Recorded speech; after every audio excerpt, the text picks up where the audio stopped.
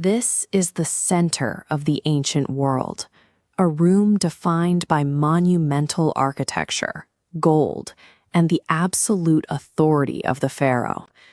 Everything here is designed to make a single human feel small. Standing on the polished stone is an 80-year-old shepherd. He has no army, no wealth, and no political standing. His vulnerability goes deeper than his clothes. Moses is a man with a documented speech impediment. He is someone whose tongue catches when he tries to speak, and who, in this moment, is experiencing a very real, paralyzing terror. This creates a logic problem.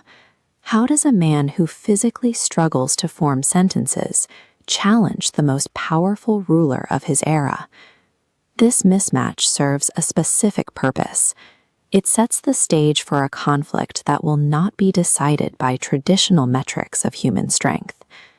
To understand the source of his resolve, we have to look at the event that preceded the palace. Before Moses stood in front of Pharaoh, he first stood before God. During that calling, Moses stayed the same. His speech impediment remained. His fear did not vanish.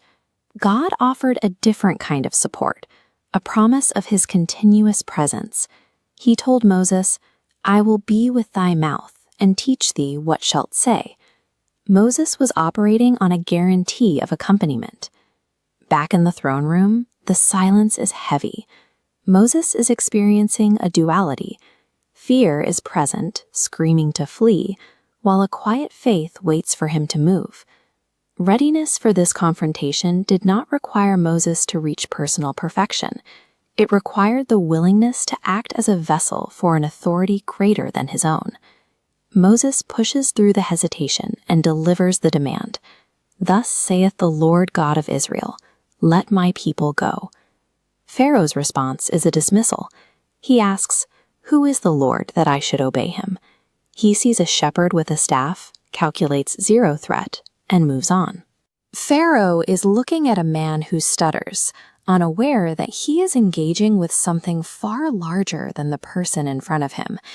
This diagram reveals the vertical reality of the room.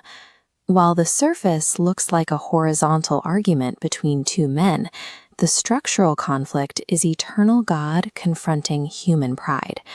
Moses is simply the node where those two forces meet. When we evaluate a situation based solely on the human visible capabilities, we often miss the underlying power dynamics at play. The immediate result of Moses' obedience is a setback. Pharaoh hardens his heart and doubles the workload on the Israelites. By most standards of leadership, the first step has backfired. This illustrates the weak vessel principle. In this framework, God selects people who lack the natural ability to complete the task. A small, defined container receives a massive external input of power.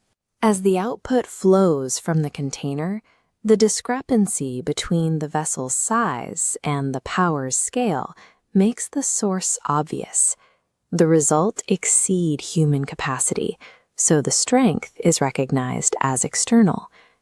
History records Moses as a triumphant leader at the Red Sea, but the biblical narrative emphasizes that he was a man who obeyed, even while he was still trembling.